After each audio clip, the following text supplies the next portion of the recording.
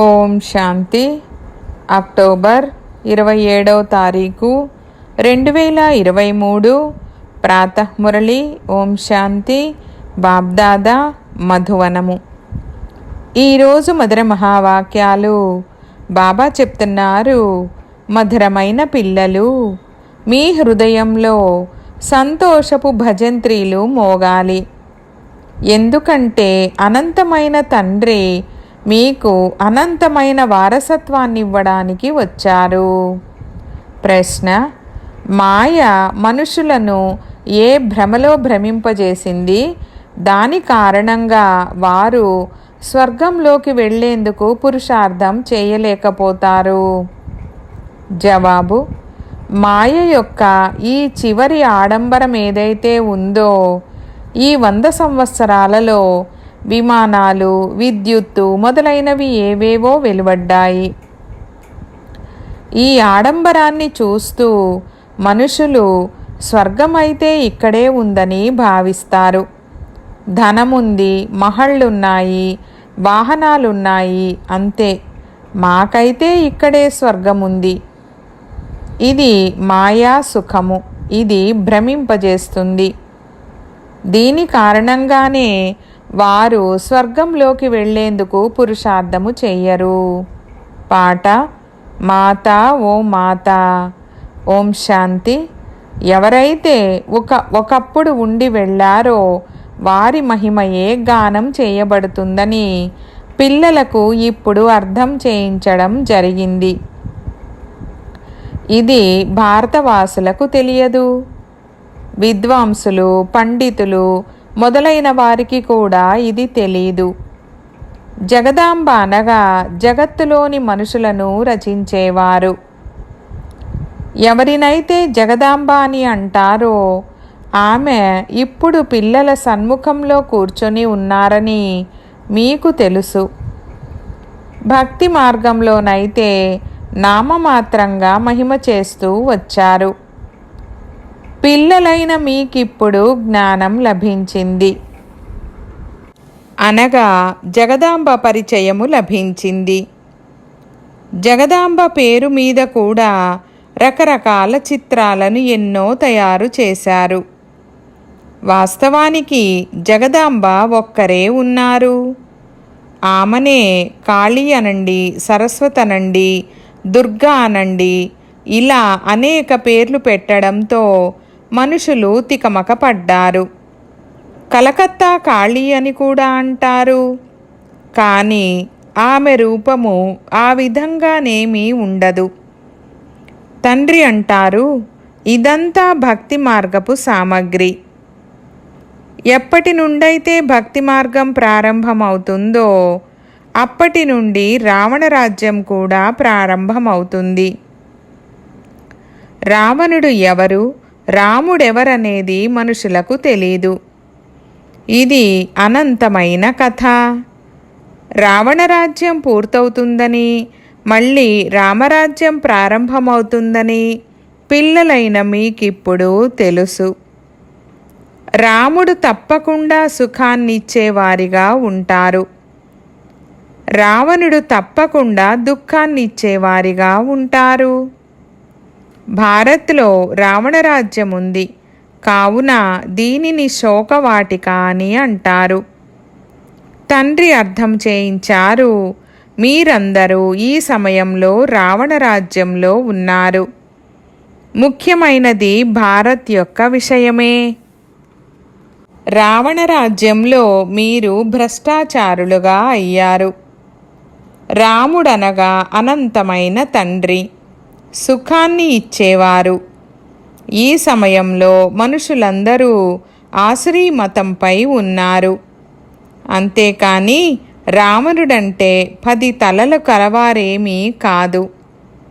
ఇది పంచవికారాల మతము. దీనినే రావణ మతమని అంటారు. శివబాబా మతము శ్రీమతము. ఇప్పుడు ఆసురీ సాంప్రదాయం ఉంది కదా, ఇది అనంతమైన విషయము. శ్రీమతము ద్వారా 21 జన్మలు సుఖాన్ని పొందుతారు. ఆసురీ మతము ద్వారా మీరు 63 జన్మలు దుఃఖాన్ని పొందారు.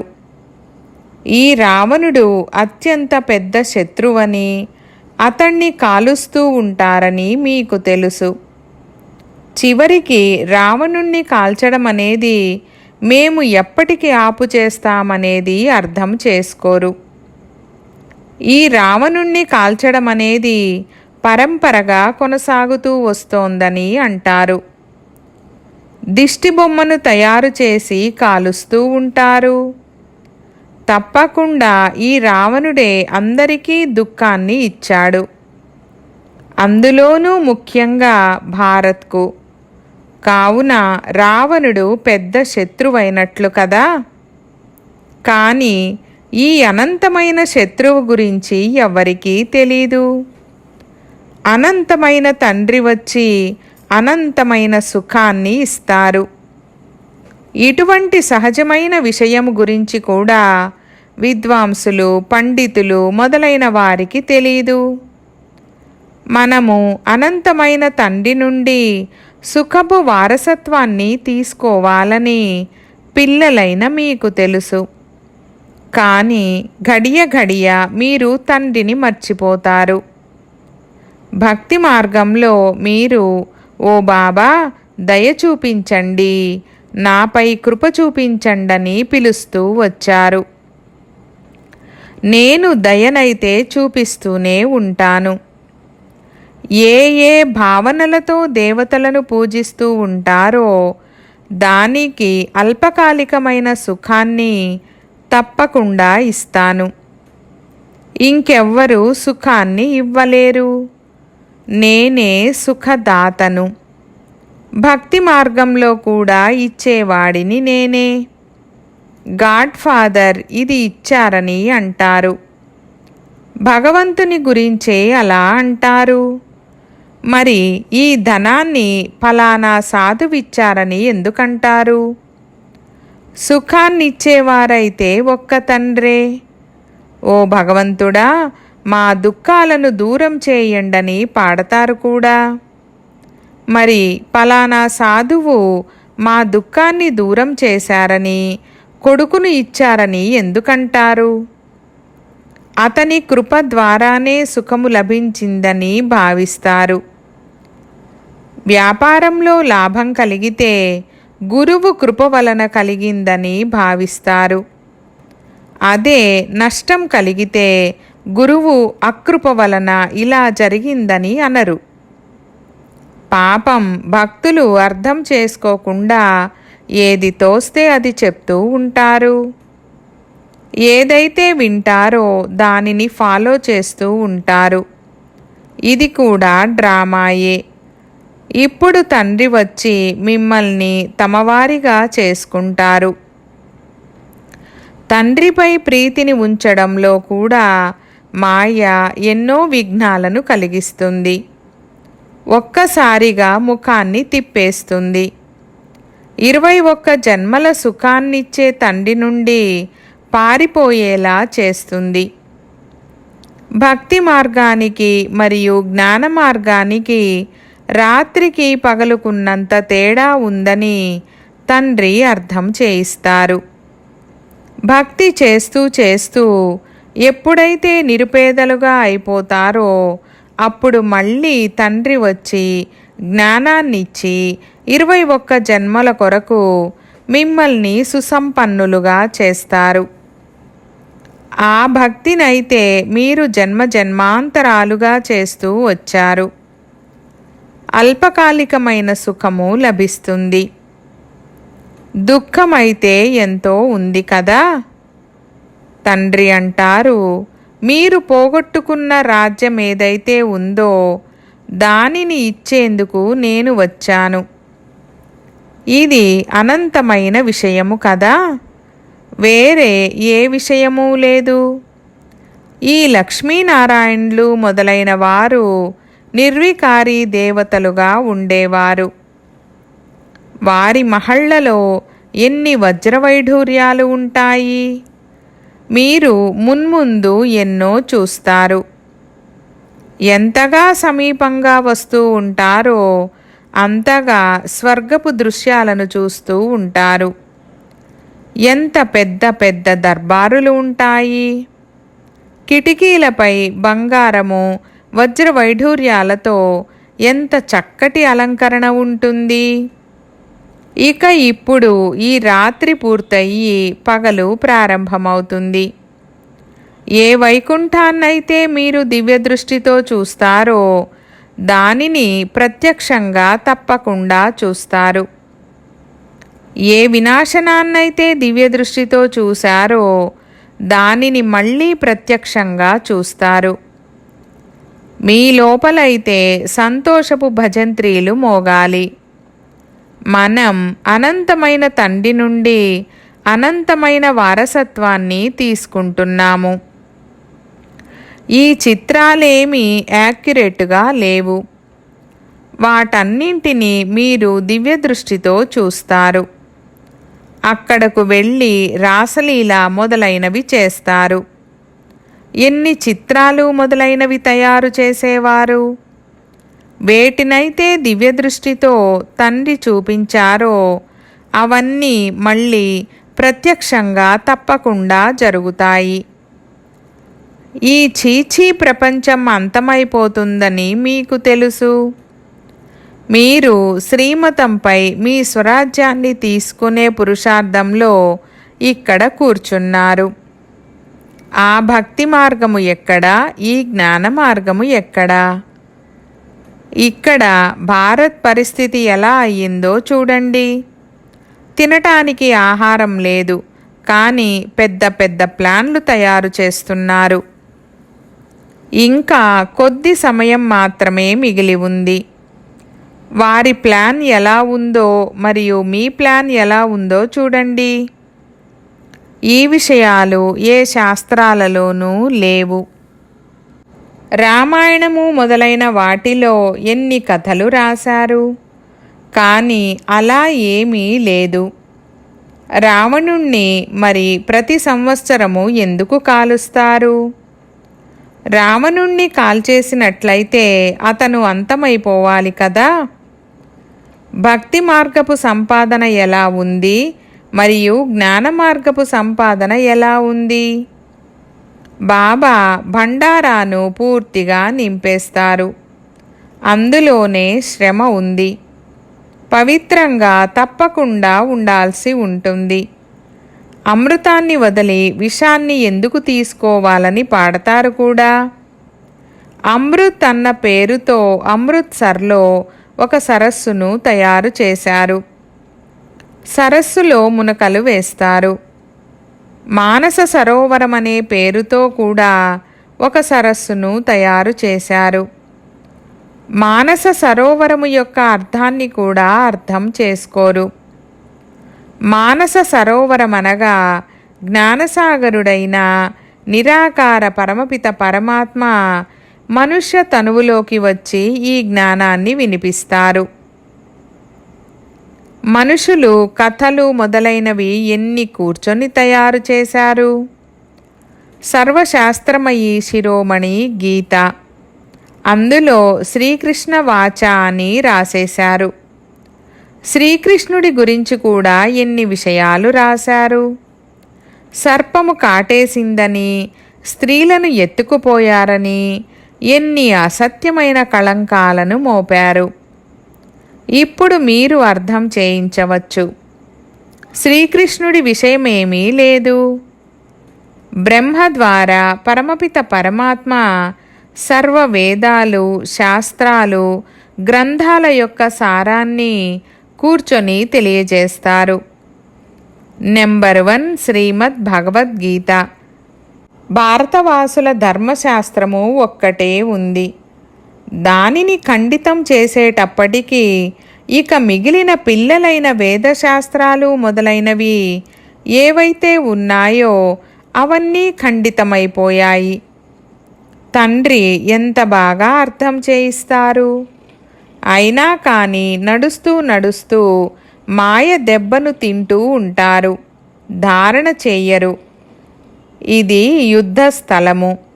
మీరు పిల్లలు, మీరు బ్రాహ్మణులుగా అయ్యారు. గీత మొదలైన వాటిలోనైతే ఇటువంటి విషయాలేవీ రాసిలేవు. బ్రహ్మ యొక్క ముఖవంశావళి ఉన్నారు. బ్రహ్మ ద్వారా యజ్ఞము రచింపబడింది. రుద్రజ్ఞాన యజ్ఞమైతే తప్పకుండా ఉంది. మళ్ళీ యుద్ధ మైదానము ఎక్కడి నుండి వచ్చింది? రాజశ్వ అశ్వమేధ యజ్ఞమని అంటూ ఉంటారు కూడా. ఈ రథం ఏదైతే ఉందో దీనిని మనము బలిహారము చేస్తాము. వారేమో దక్ష ప్రజాపతి యజ్ఞాన్ని రచించి గుర్రాన్ని స్వాహా చేస్తారు. ఏమేమో రాసేశారు. సత్యయుగంలో భారత్ స్వర్గంగా ఉండేది. కావున తప్పకుండా అక్కడ చాలా కొద్దిమందే ఉంటారని మీకు తెలుసు. దేవీ దేవతలు కొద్దిమందే ఉండేవారు. యమునా నదీ తీరంలో తప్పకుండా రాజ్యం ఉంటుంది. కేవలం దేవీ దేవతలే రాజ్యం చేస్తూ ఉంటారు.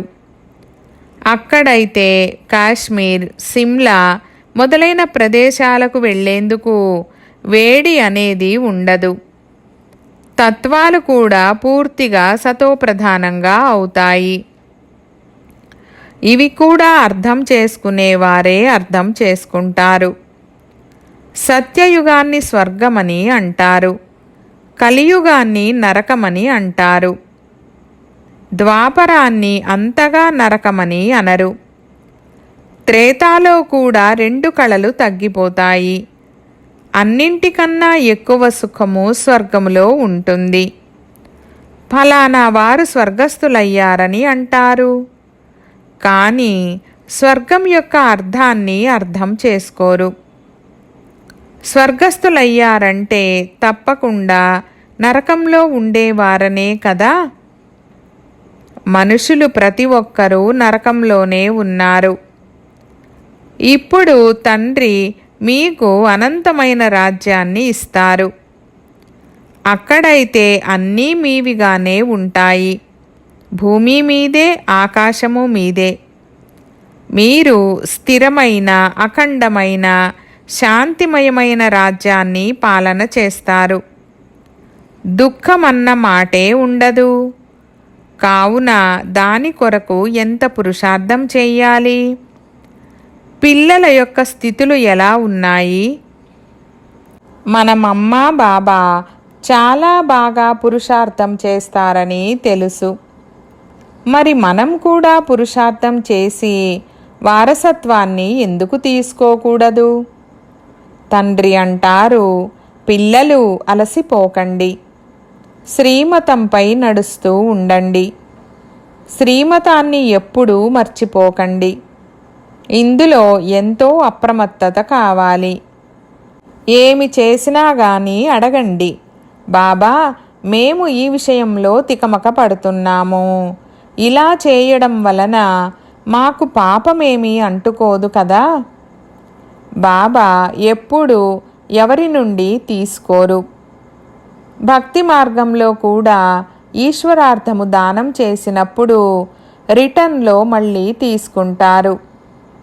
శివబాబా తీసుకుని ఏం చేసుకుంటారు? వారేమీ మహళ్ళు నిర్మించుకునేది లేదు. అంతా పిల్లల కోసమే చేస్తారు. ఇళ్ళు నిర్మించినా అవి చివరి సమయంలో మీరు వచ్చి ఉండేందుకే. మీ స్మృతి చిహ్న మందిరము కూడా ఇక్కడే ఉంది. మీరు కూడా ఇక్కడే కూర్చున్నారు.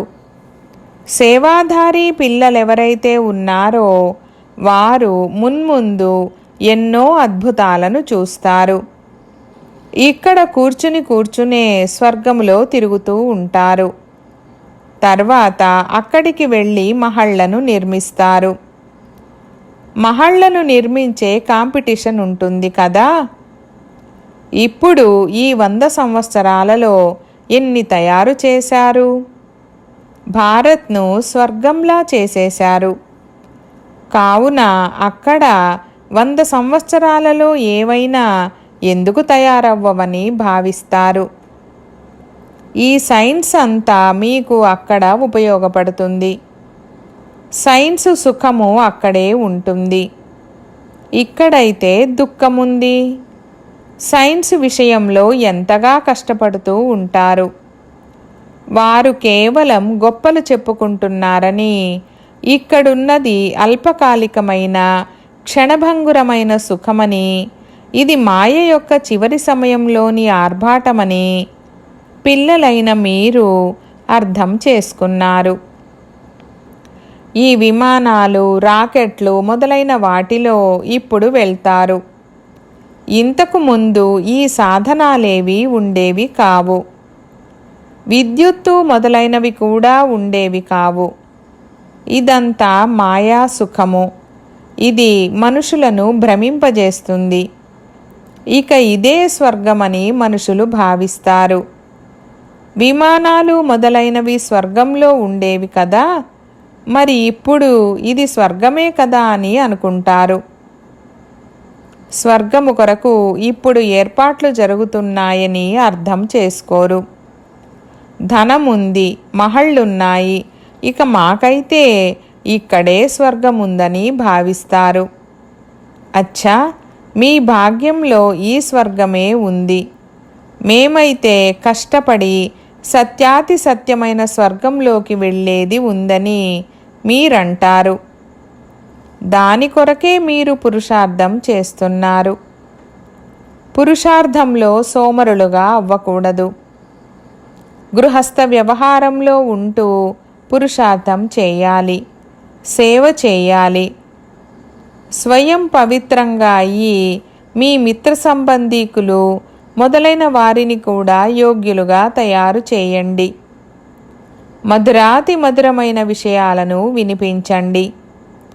బాబా ఇద్దరు తండ్రుల పాయింట్ను చాలా బాగా అర్థం చేయించారు. ఆస్తి వారసత్వం తండ్రి నుండే లభిస్తుంది. अच्छा मीठे मीठे सिकीलधे बच्चों प्रति माता पिता बाप दादा का याद प्यार और गुड मॉर्निंग। रूहानी बाप की रूहानी बच्चों को नमस्ते। हम रूहानी बच्चों की रूहानी बाप दादा को याद प्यार गुड मॉर्निंग और నమస్తే నమస్తే బాబా నమస్తే. ధారణ కొరకు ముఖ్య సారము. 1వ పాయింట్, పురుషార్థంలో ఎప్పుడూ అలసిపోకూడదు. చాలా అప్రమత్తతతో శ్రీమతంపై నడుస్తూ ఉండాలి. తికమక పడిపోకూడదు. 2వ పాయింట్, ఎటువంటి పాపకర్మలు చెయ్యకూడదు. సత్యాతి సత్యమైన స్వర్గంలోకి వెళ్ళేందుకు పవిత్రంగా తయారయ్యే మరియు తయారు చేసే సేవను చేయాలి. వరదానము, నిశ్చయ బుద్ధి కలవారిగా అయ్యి లౌకికము వారి పట్ల అలౌకిక భావనను ఉంచే డబల్ సేవాధారి ట్రస్టీ భవ. వివరణ, ఎంతోమంది పిల్లలు సేవ చేస్తూ చేస్తూ అలసిపోతారు. వీరు ఎప్పటికీ మారనే మారరని భావిస్తారు. అలా నిరుత్సాహులుగా అవ్వకండి. నిశ్చయ బుద్ధి కలవారిగా అయ్యి నా వాళ్ళు అనే భావనతో కూడిన సంబంధం నుండి అతీతంగా అయ్యి ముందుకు వెళ్తూ ఉండండి. కొంతమంది ఆత్మలకు భక్తి యొక్క లెక్క తీరడానికి కొంత సమయం పడుతుంది. అందుకే ఓర్పు వహించి సాక్షి స్థితిలో స్థితులై శాంతి మరియు శక్తి యొక్క సహయోగాన్ని ఆత్మలకు అందిస్తూ ఉండండి. లౌకికము వారి పట్ల అలౌకిక భావనను ఉంచండి. డబల్ సేవాదారులుగా ట్రస్టీలుగా అవ్వండి. స్లోగన్, తమ శ్రేష్ఠ వృత్తితో వాయుమండలాన్ని శ్రేష్టంగా తయారు చేయడమే సత్యమైన సేవ. ఓం శాంతి.